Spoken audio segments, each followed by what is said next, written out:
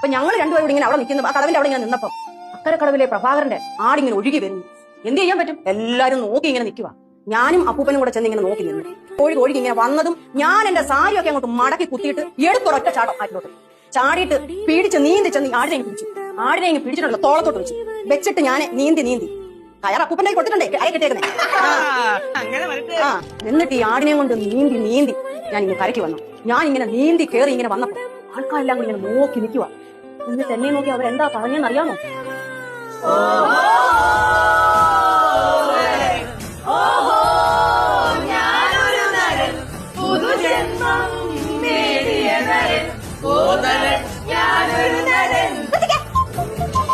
ഒന്നും അല്ലെങ്കിൽ ഞാനൊരു പ്രായമായ ആളല്ലേ, ഇങ്ങനെ പരിഹസിക്കാൻ കളിയാക്കുകയും ചെയ്യാവോ? അമ്മപ്പുഴയുടെ കൈതലായി അന്നൊഴുകി കിട്ടിയ കർണനായി നാടിന് മുഴുവൻ സ്വന്തമായി ജീവനെ